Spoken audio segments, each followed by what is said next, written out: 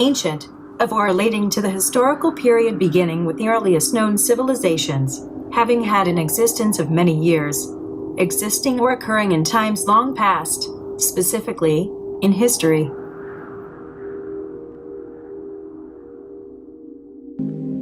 Firstborn among continents, says Agassiz, America has been falsely denominated the New World. Hers was the first dry land lifted out of the waters. Hers the first shore washed by the ocean that enveloped all the earth beside. And while Europe was represented only by islands rising here and there above the sea, America already stretched in an unbroken line of land from Nova Scotia to the far west. That ancient America, as we shall see, was inhabited by the grand race of men whose deathless traces have been left upon the surface of the globe and among the stars of the sky.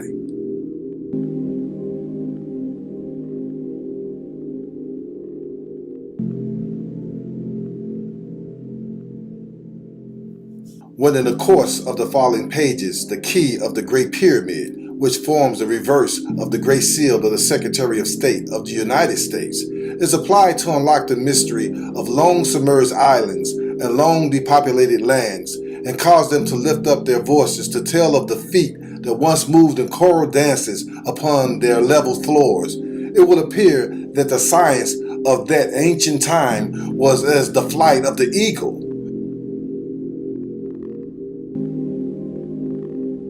while that of our present civilization is but as the borrowing of the mole. All the heraldry of the nations, it will be shown.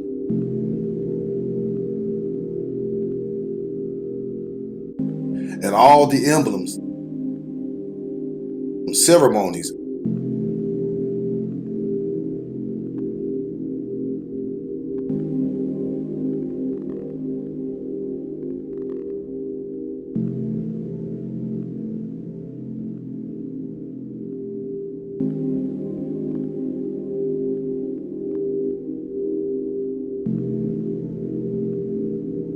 and figures of speech, of religion, and of epic poetry are derived from the art and the science, the triumph and the destruction of the ancient Americans.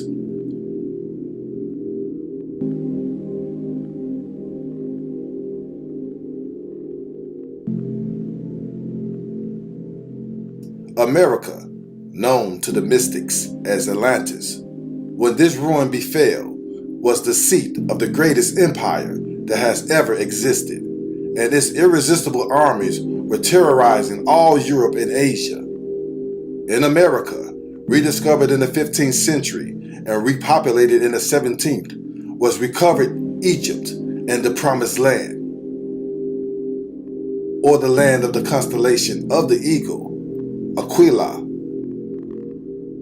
Aegyptus, and the swan, Cygnus, Canaan, Canada. Excerpts from the book New Light from the Great Pyramid, written by Albert Ross Parsons in 1893. This information is republished and cited by Dr. R. Swinburne Clymer in his book Ancient Mystic Oriental Masonry in 1907. Dr. Swinburne Clymer also wrote in his book, "We are not indebted to either ancient Egypt for either religion or masonry, but to America. It is a fact that at Memphis, Egypt, in the pyramids, under the guidance of the kings, the mystic rites of masonry were worked many thousand years ago, but at that time Egypt and the continent of America were one and the same. Some have been bold enough to assert that America was not inundated at the deluge, and that, consequently, the Aborigines were antediluvians and the most ancient people on earth. The Aborigines were antediluvians and the most ancient people on earth. The Aborigines were antediluvians and the most ancient people on earth." Which last assertion is correct.